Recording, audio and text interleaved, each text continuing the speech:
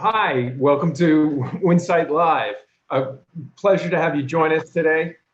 Before I turn it over to Phil Lempert, a couple of stories that are up now on Winsight Grocery Business.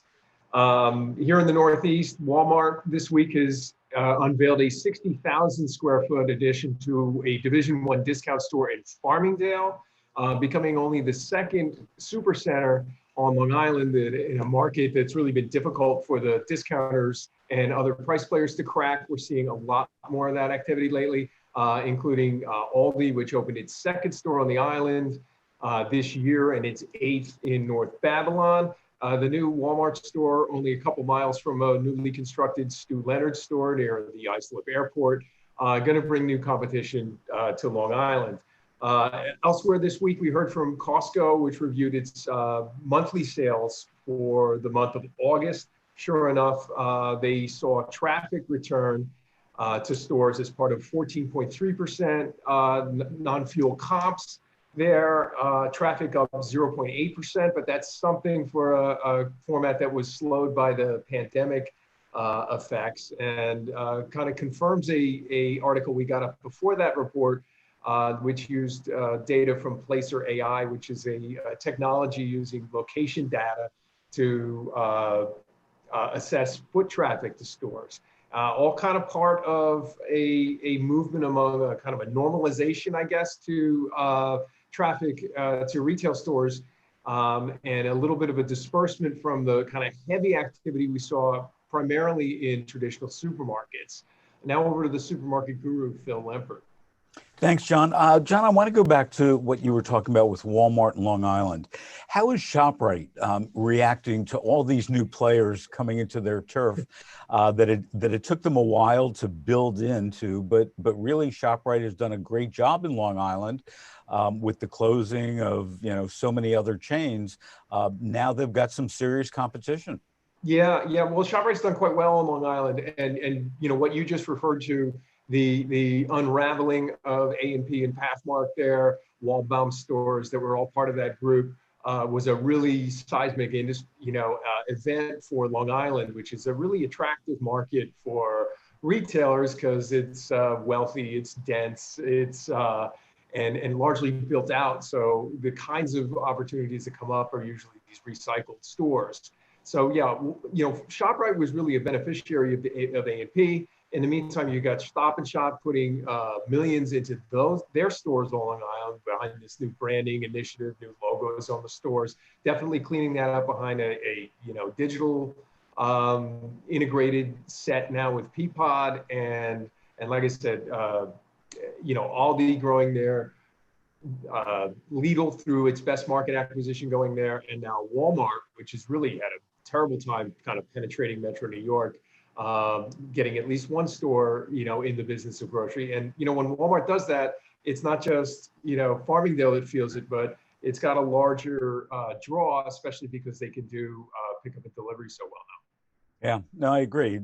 We're going to see Long Island become as competitive as we've seen Phoenix be for many years.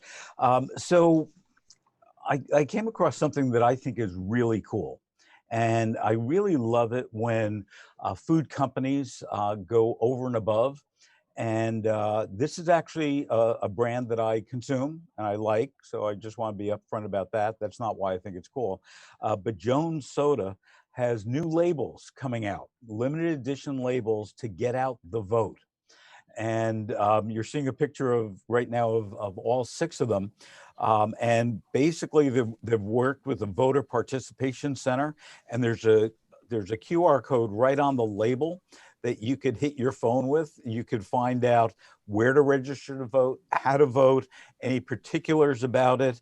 And I just think that it's so cool that we've got companies, Ben & Jerry's for years has done things to help people. And as we see, Jones Soda do it, can you only imagine the impact if we could get Coca-Cola to do something like this? It would be fabulous. Jen, I understand you had a great conversation with a good friend, Sly Perrier at Mercatus. What did he tell you? Yeah, it was great to get his take on Amazon Fresh, the newly opened grocery store in Woodland Hills. Limited opening, but I guess, Phil, you're going to get to go pretty soon. Hopefully, if they let me in. They still haven't given me the okay. Okay. So it's really, great to get his take. He says it's so much more than a traditional grocery store, and it really is kind of a triple threat. You've got all the beloved 365 Whole Foods Market private label brands in there, but then you've also got national brands like Coca-Cola and Kraft Macaroni and Cheese. And you've got great pricing on that. Amazon's leveraging its strength in pricing. And then you've got this whole, tech experience from Amazon with Alexa. You can say, where's the beef? Where's the hot sauce? Alexa will direct you to that. You've got dash carts so that you can just put your stuff in your cart and, check out free experience. And so, they're really just, they're offering so much more than a traditional grocery store, like Sly said. So it'll be interesting to see it. The reports are that they may be coming to as many as 24 cities across the country. So it'll be interesting to see what happens as they expand. The only thing that I think that they should do with Alexa, if somebody asks, where's the beef, they should resurrect Clara Peller's voice from those old commercials and have Alexa, talk that way. So Brett, it looks like Instacart is now everywhere. Yeah. Well, I don't know about everywhere, Phil, but Instacart has certainly hit the convenience store industry because 7-Eleven just announced they forged a partnership with Instacart, and it is in about 750 7-Eleven stores throughout Dallas, Miami, DC, and Baltimore. And 7-Eleven did announce plans to expand to more than 7,000 stores. And just for reference, 7-Eleven, largest C-store chain in North America, has more than 71, or in the world actually, more than 71,000 locations in 17 countries and more than 9,000 in the US. So obviously massive, but those 7,000, if they plan to expand to that, that's a large chunk of their stores in the United States. So really big deal. 7-Eleven COO Chris Tanko said that it was a logical step to implement Instacart, and it kind of makes sense. During the coronavirus pandemic, a lot of convenience stores have really upped their grocery game because those are a lot of the items that people are looking for. I've talked about it on this feed before. A lot of customers are doing their grocery shopping in convenience stores just because it's a smaller store, less fear of contracting COVID around as many people. So really, really interesting stuff, and cool that Instacart has made its way to the C-store space. I know, Jen, you have some more information to expand on this too. Yeah, so we talked to them yesterday about this, and I think what really struck me was just I guess I didn't think about marrying the convenience aspect with delivery to make it even more convenient. I mean, you think about if you need to just run into a store really quickly to grab one or two things, you might choose a C-store over a traditional grocery store. But this is like, you can get batteries for your TV remote delivered at late night, a late night snack, just a couple of items, and they're there.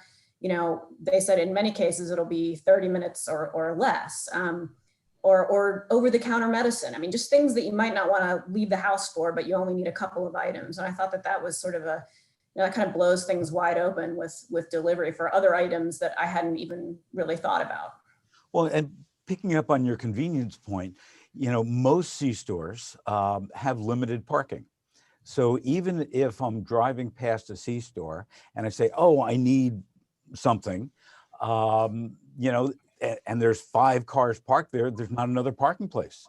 So it really expands the opportunity for these C-stores as well, that have these small footprints. Obviously the ones that have gas stations have bigger parking, but for the most part, they've got smaller parking. So Jen, can I order a Slurpee on Instacart? Well, that's the good and the bad news, because not yet. It sounds to me like that is coming, and kind of the other piece of this is the food service aspect, because they are going to be offering, limited prepared foods. But, I could see they said they're going to expand their catalog, and Instacart usually does that pretty quickly.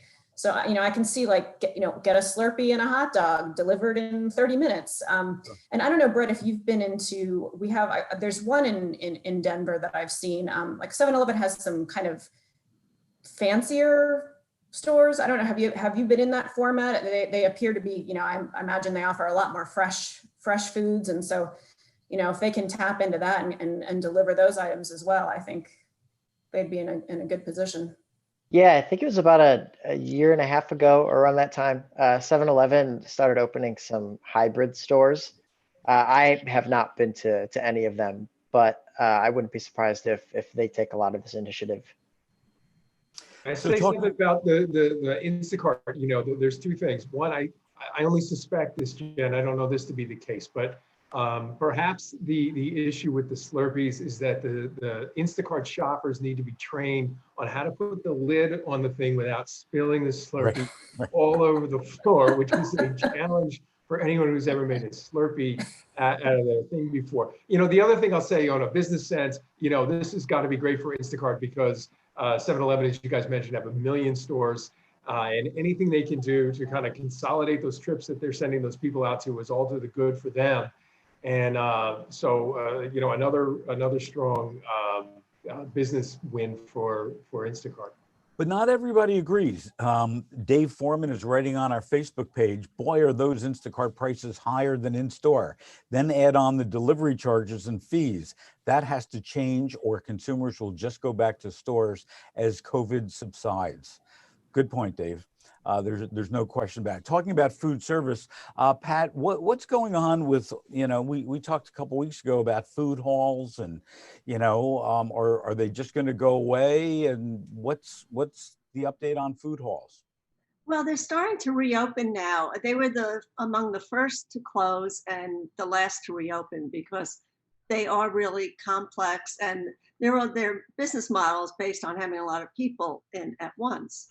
So that isn't very conducive to the times. So they are reopening with really great social distancing protocols in place. Some of the Timeout Market in Chicago just opened last week and I went to visit and they have really cute graphics, telling people where to sit if they want to sit inside. They also expanded their patio into the street. So that adds a lot of outdoor seating and they have a rooftop. Plus, we're talking about delivery. Food halls are now getting into takeout and delivery. So the vendors are, offering that service through the third-party delivery companies. And one food hall called Dr. Murphy's is actually doing self-delivery. Plus, they're doing all this contactless order and pay. So you can, use your QR codes for the menus, wait at your table, and when it's ready, they'll text you and you just go and get your order. So they're really putting a lot of guidelines and protocols in place to make it work. So I'd like everybody's opinion with everything that we're talking about with food halls, with 7-Eleven, with Instacart and so on. Wouldn't this be the perfect time for Instacart's IPO that we've been waiting and hearing about for a year now? Perhaps, Instacart told me, I guess this is close to a year ago, that it wasn't going to happen in 2020. So I don't think that was on the agenda for them this year. But I mean, obviously that's something that's got to be in the future. They just keep getting bigger and bigger and bigger and more influential as a player, And regarding the comment earlier, what Instacart would tell you about the prices is that the retailers set the prices, and some retailers are careful to offer the same prices as in store as their others will add a surcharge for that. It's kind of up to the retailers and sort of where they see the benefit there. If it's an extra added for the customer, maybe they are willing to pay up for quick delivery, right? I want a hot dog now and I'm not going to get to 7-Eleven. Let's pay an extra 5% on that. So that's the issue with the pricing there. And as for the IPO, it could happen, at some point. So let me go back to Jen on the hot dog and Slurpee thing. Did they talk at all, at both Jen and Brett, did they talk at all about what the costs are going to be? Is there going to be a delivery cost? Is there going to be an upcharge to it? Because if I go now and buy a Slurpee, and I haven't had a Slurpee in a long time, but let's say a Slurpee is probably about $1.99 and the hot dog is about $1.50, right, Brett? Something like that. Yeah, roughly. So it's a $4 order, let's say. When you get done with tax, am I going to be willing to pay another $5 to have it delivered? And if in fact the prices are higher, all of a sudden I turn around and I say, whoa, this $4 meal is now costing me $12, and then I got a tip on top of it. Yeah. So it's costing me $15. I mean, it makes sense, your logic, Phil, and I'm sure there's a lot of customers who would agree with you. They didn't say anything about their prices at the moment or what that would mean, but we are still enduring a pandemic, and even though there are people who are going to be outraged by those price increases, there are going to be other people who say, yeah, I get to stay home and get my 7-Eleven hot dogs delivered to my door. So pros and cons. Yep. Our Right, sister, oh. our sister company, Economic, just did a study on consumers' feedback about delivery charges, and it seems like more consumers are now doing takeout than delivery. It sort of is starting to inch up in that direction now that we're several months out into the pandemic. Yeah, I mean, I think it just depends on the situation. If you're home and you have kids or something that you don't want to take with you to the store, then maybe it is worth those delivery charges for you to get what you need.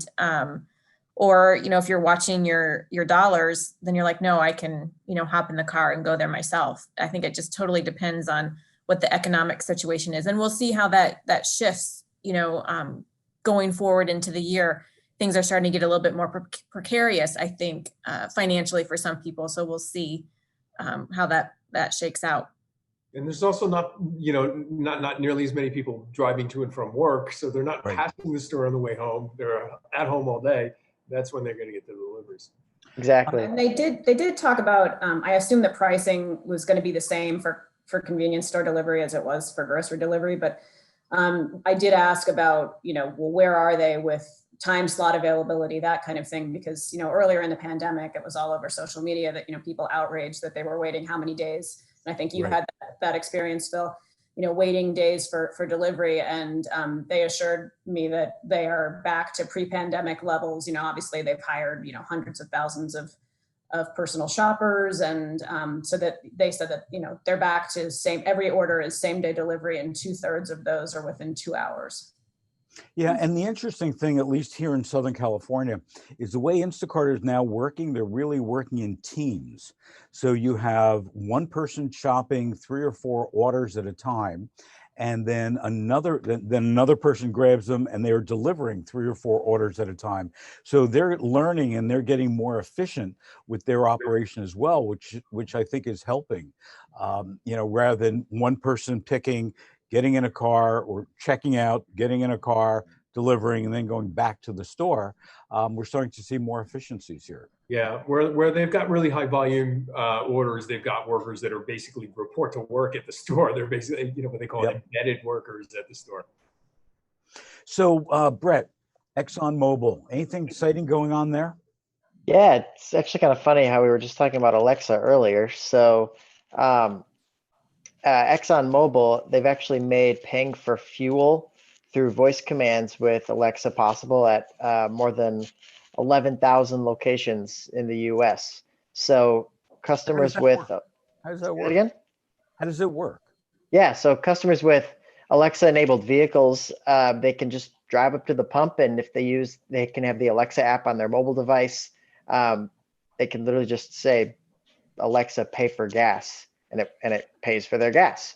So it's just on command paying for their gas. It's really interesting.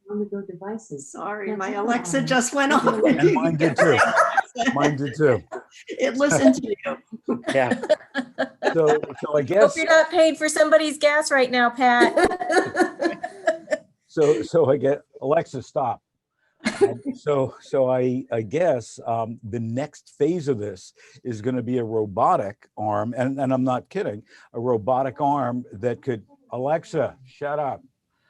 So that a robotic arm can actually pick up the nozzle, put it in my car, and then have who deal with the rest.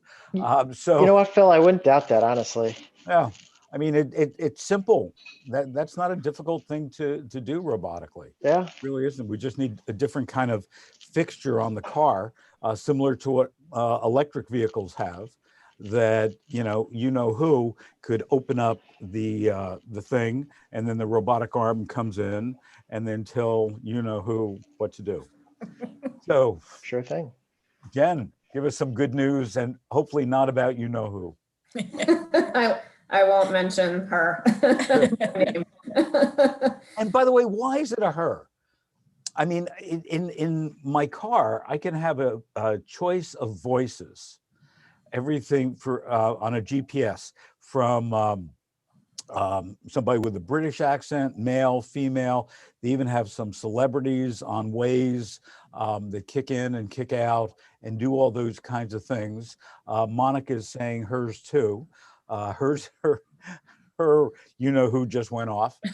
We're talking about this. We're going to create a whole big Yeah. problem for people. Yeah, because Surrey is a female voice too, but maybe women are all knowing.